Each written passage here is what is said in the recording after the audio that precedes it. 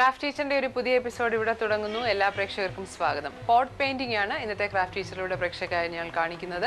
ഈ ക്രാഫ്റ്റ് നമുക്കായി പരിചയപ്പെടുത്തുന്നത് ശ്രീമതി റീന മാർട്ടിൻ. ഹായ് ചേച്ചി, വെൽക്കം ടു ദ ഷോ. അപ്പോൾ പോട്ട് പെയിന്റിംഗ് ഇപ്പോൾ ഈ പോട്ട്സ് ഇങ്ങനെ വീട്ടിൽ വെക്കുന്നതൊക്കെ നല്ല ട്രെൻഡി ആണെന്ന് തോന്നുന്നു അല്ലേ? ഓക്കെ, അപ്പോൾ എന്തൊക്കെയാണ് നമുക്ക് ഇതിന് ആവശ്യമുള്ള റോ മെറ്റീരിയൽസ്? ഞാനിപ്പോൾ ചെയ്യാൻ പോകുന്ന പോട്ടിൽ നമ്മൾക്ക് ഫാബ്രിക് പെയിന്റ് മാത്രമാണ് യൂസ് ചെയ്തിരിക്കുന്നത്. ഓക്കെ, ഇത് സെറാമിക് പോട്ടാണ്, സാധാരണ പോട്ടാണ്. ഓക്കെ, അപ്പം അത് നമ്മൾ ഡിസ്റ്റംബർ വെച്ചിട്ട് അതിന് നമ്മൾ ഡിസ്റ്റംബർ ഒരു 1-2 കോട്ട് കൊടുത്ത് സാൻഡ് പേപ്പർ പിടിച്ച് അത് നമ്മളൊന്ന് സ്മൂത്ത് ആവാൻ വേണ്ടിയിട്ടാണ്. സാധാരണ പോട്ട് അപ്പം നമ്മളത് സ്മൂത്ത് ആവാൻ വേണ്ടിയിട്ട് അങ്ങനെയൊക്കെ ചെയ്തെടുത്ത് കഴിഞ്ഞിട്ടാണ് ഏത് വർക്കാണെങ്കിലും പോട്ടിൽ നമ്മൾ അങ്ങനെയാണ് ചെയ്യുന്നത്. അപ്പം നമ്മൾ ഇതിനകത്ത് ഫാബ്രിക് പെയിന്റ് ആണ് യൂസ് ചെയ്യുന്നത്. പ്രധാനമായിട്ട് ഫാബ്രിക് പെയിന്റ് വെച്ചിട്ടാണ് ഈ പെയിന്റിംഗ് ചെയ്യുന്നത് അല്ലേ? ഓക്കെ, അപ്പം നമ്മൾ ആദ്യം തന്നെ നമ്മൾ ചെയ്യാൻ കോൺട്രാസ്റ്റ് 2 കളേഴ്സ് വേണം. അപ്പോൾ വൈറ്റ് അല്ലെങ്കിൽ ക്രീം എന്തെങ്കിലും, അതിൻ്റെ കൂടെ ഡാർക്ക് കളർ, അങ്ങനെയാണ് നമ്മൾ ചെയ്യുന്നത്. പിന്നെ ഓരോരുത്തർ ഇഷ്ടം പോലെ കളേഴ്സ് മാറ്റിയെടുക്കാൻ കളേഴ്സ് മാറ്റി എടുക്കാം. അപ്പോൾ നമ്മൾ എങ്ങനെയാണെങ്കിലും ആദ്യം തന്നെ നമ്മൾ ഡാർക്ക് കളർ കൊടുക്കുക. ഒരു ഡാർക്ക് ഒരു ലൈറ്റ് ആണെങ്കിൽ അതിൽ ഏതാ ഡാർക്ക് എന്ന് വെച്ചാൽ അങ്ങനെയാണ് എപ്പോഴും ചെയ്യുന്നത്. ഫാബ്രിക് പെയിന്റ് സാധാരണ വാട്ടർ ബേസ്ഡാണ് സാധാരണ പെയിന്റിങ്. നമുക്കിതിൽ ഈ പെയിന്റ് ചെയ്യുന്നതിൽ വലിയ പ്രത്യേകതയൊന്നുമില്ല. നമ്മൾ പോട്ടിൽ ഡിസംബർ അടിച്ച് സ്മൂത്ത് ആക്കിയിട്ട് നമ്മളൊരു കളർ ഇങ്ങനെ ഫാബ്രിക് പെയിന്റ് കൊടുക്കാം. ബ്രഷ് വെച്ചിട്ട് ഒരു കോട്ട് കൊടുത്താൽ മതിയാവും നമ്മൾക്ക്.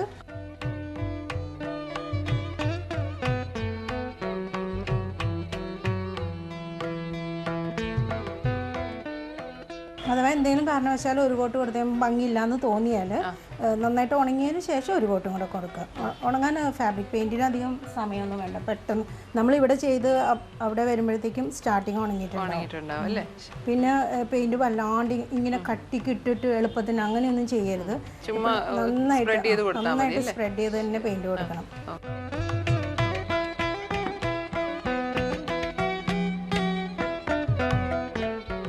സമയത്തിന്റെ പരിമിതി ഉള്ളതുകൊണ്ട് നമ്മൾ കുറച്ച് പെയിന്റ് ചെയ്ത് മാറ്റി വെച്ചു. ആ ഉണങ്ങിയ ഭാഗത്തേക്ക് നമുക്ക് അടുത്ത കളർ കൊടുക്കാം അല്ലേ?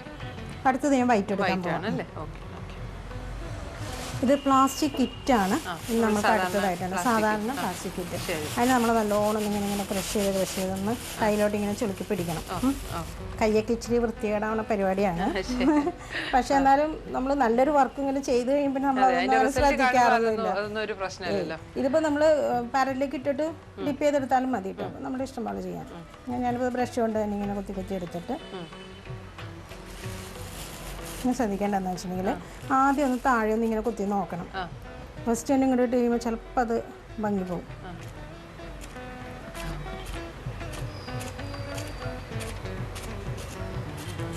ഇങ്ങനെ ചെയ്തു പോകുന്നത്. അതായത് ഒരു മൊസൈക്ക് പോട്ടെന്ന് ഇതിനെ ശരിക്കും പറയുന്നത്. അങ്ങനെ ഒരു എഫക്റ്റ് നമുക്ക് കിട്ടുന്നുണ്ട്.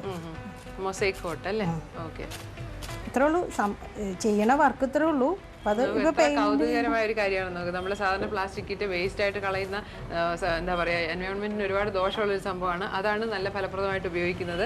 ഫാബ്രിക് പെയിന്റ് അതിലേക്ക് ഇങ്ങനെ കുത്തി കൊടുത്തിട്ട് ഇതുപോലെ നമ്മളുടെ മൊസൈക്ക് ഡിസൈൻസ് എന്ന് നമ്മൾ പറയുമല്ലോ, ആ ഡിസൈൻസ് ഉണ്ടാക്കാൻ വേണ്ടിയിട്ടാണ് ഇത് ഉപയോഗിക്കുന്നത്. വളരെ എളുപ്പത്തിൽ ആ പെയിന്റിങ്ങിന് ഇങ്ങനെ അതിൽ പിടിക്കും. ഇപ്പം നമുക്ക് ഇടയ്ക്ക് അത് തീർന്നു പോയി, നമുക്ക് അറിയാൻ പറ്റും. ഇപ്പോൾ ഇവിടെ എത്തുമ്പോൾ പെയിന്റ് വരുന്നില്ല. അപ്പോൾ നമ്മൾ വീണ്ടും അതുപോലെ തന്നെ പെയിന്റ് എടുത്തിട്ട് സ്റ്റാർട്ടിങ് എപ്പോഴും നമ്മളൊന്ന് ബാക്കിലൊന്ന് ഇങ്ങനെ ചെയ്തേക്കണം. പെട്ടെന്ന് അങ്ങോട്ട് വരുമ്പോൾ ചിലപ്പോൾ കൂടിപ്പോവും. പിന്നെ ഒരു അഡ്ജസ്റ്റ്മെന്റിലാണ് ചെയ്യുന്നത്. നമ്മൾ കുറച്ച് ക്ഷമ വേണം ഒരു ഇതിൽ, അല്ലെങ്കിൽ പിന്നെ എല്ലായിടത്തും അങ്ങ് കട്ടയായി പോകും എന്തെങ്കിലും. പിന്നെ അങ്ങനെ വന്നാലും ചെറുതായിട്ട് നമുക്ക് അതിനെ അഡ്ജസ്റ്റ് ചെയ്ത് ബ്രഷും കൊണ്ട് ചെയ്താൽ മതി. പക്ഷെ ഇങ്ങനെ തന്നെ അങ്ങ് പോയിക്കോളും. ഇത് ഉണങ്ങി വരുമ്പോൾ പെർഫെക്റ്റ് ഫിനിഷ് ആയിരിക്കും അല്ലേ? പെട്ടെന്ന് ഉണങ്ങുകയും ചെയ്യും. എന്നിട്ട് ഉണങ്ങി കഴിയുമ്പോൾ നമ്മൾക്ക് ഇതിന് കുറച്ചും കൂടി ആ ഫിനിഷിങ് വരാൻ വേണ്ടിയിട്ട് നമ്മൾ ക്ലിയർ വാർണിഷ് കൊടുക്കും. ഫാബ്രിക് പെയിന്റ് ശരിക്കും പറഞ്ഞാൽ ക്ലിയർ വാർണിഷ് അങ്ങനെ അത്ര ഇല്ലെങ്കിലും കുഴപ്പമില്ലാത്തൊരു പെയിന്റാണ്. പക്ഷേ ക്ലിയർ വാർണിഷ് കൊടുക്കുമ്പോൾ നമുക്ക് എന്താണെന്ന് വെച്ചിട്ടുണ്ടെങ്കിൽ ഗ്ലോസി ഫിനിഷും കിട്ടും. പിന്നെ നമ്മൾക്ക് ഒരു 6 മാസം കൂടുമ്പോൾ വാഷ് ചെയ്തിട്ട് വെക്കാം. ഫാബ്രിക് ഇതിപ്പോൾ നമ്മൾ വാഷ് ചെയ്തത് പോകും. പൊടി പിടിച്ച് കഴിയുമ്പോഴത്തേക്കും എന്തായാലും പോട്ട് നമ്മൾ പുറത്തേക്കുള്ളൂ. പൊടി പിടിച്ച് കഴിയുമ്പോഴത്തേക്കും നമുക്ക് നമുക്കത് എപ്പോൾ വേണമെങ്കിലും വാഷ് ചെയ്യാം. പിന്നെ 1 വർഷം 2 വർഷം കഴിയുമ്പോൾ നമ്മൾ വീണ്ടും ഒന്ന് ക്ലിയർ വാർണിഷ് അടിച്ച് അങ്ങനെയൊക്കെ വെച്ച് കഴിയുമ്പോൾ എപ്പോഴും പുതിയതുപോലെ തന്നെ ഇരിക്കും. കാലത്തേക്ക് ലോങ് ലാസ്റ്റിംഗ് ആണ്. എപ്പോഴും ഒന്നും പറ്റില്ല ഇതിന്. നമ്മൾ ആ പെയിന്റിങ് ഇത് ചെയ്ത് ഒരു കാലത്തും പോവില്ല. പക്ഷെ ഇടയ്ക്കൊന്ന് അതിനൊന്ന് സൂക്ഷിച്ച് ഇടയ്ക്ക് ക്ലിയർ വാർണിഷ് ഒക്കെ കൊടുത്ത് വെച്ചിരുന്നത്. വാർണിഷ് കൂടി ഇതിന്റെ മുകളിൽ കൊടുക്കുക. ഇത് വാർണിഷ് ഇതിൽ ചെയ്തിട്ടുള്ള വാർണിഷ് നമുക്കിത് വാർണിഷ് ചെയ്യാൻ കാണിച്ചു തരാം. അപ്പോൾ ഇത് കംപ്ലീറ്റ് ചെയ്ത് വെച്ചിരിക്കുന്ന ഫിനിഷ് ചെയ്ത ഒരു പ്രോഡക്റ്റ് ആണ്. അപ്പോൾ അതിൽ നമുക്ക് വാർണിഷ് കൂടി ചെയ്ത് നോക്കാം. ഫിനിഷിന് എങ്ങനെ വ്യത്യാസം വരും എന്നുള്ളത് നമുക്ക് ജസ്റ്റ് ഒന്ന് കാണാം. ഗ്ലോസി ഫിനിഷ് നന്നായിട്ട് വരും. ഇപ്പോൾ ഇവിടെ വ്യത്യാസം ഒത്തിരി അറിയാനുണ്ട്. ഗ്ലേസിങ് നന്നായിട്ട് വരുന്നുണ്ട്. ഇത് എത്ര നേരം ഉണങ്ങാൻ വേണം? വാർണിഷ് അടിച്ചു കഴിഞ്ഞാൽ ശരിക്കും 24 hours തന്നെ വേണം. ആ 24 hours നമ്മൾ അധികം പൊടിയൊന്നും അടിക്കാണ്ട് മാറ്റി വെച്ചാൽ നല്ലതാണ്. വെച്ചാൽ പൊടി അത് അടിച്ചു കഴിയുമ്പോൾ അത് അതിൽ അത്ര സൂക്ഷിച്ചാൽ മതി. പിന്നെ കുഴപ്പമില്ല. അപ്പം നമ്മൾ കംപ്ലീറ്റ് ചെയ്ത് കഴിഞ്ഞു. ഇതുപോലെ തന്നെ ചെയ്തിട്ടുള്ള പോട്ട്സ് ആണ് ഇതൊക്കെ വാർണിഷ് ചെയ്ത് വളരെ മനോഹരമാക്കിയതാണ്.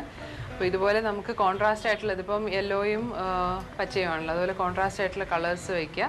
ഇതുപോലെ കണ്ടില്ലേ, പല ഷേപ്പിലുള്ള പോട്ട്സ് ആണ്. ഇതൊക്കെ വളരെ മനോഹരമായിട്ട് നമുക്ക് ഇൻറ്റീരിയർ അലങ്കരിക്കാൻ ഉപയോഗിക്കാം. അത് വീട്ടിലെന്താ നമുക്ക് ഹോബിയായിട്ടും ചെയ്യാം, അതുപോലെ നമുക്ക് വരുമാന മാർഗ്ഗം ആക്കാനും പറ്റും. താങ്ക് യു സോ മച്ച് ശ്രീന ചേച്ചി.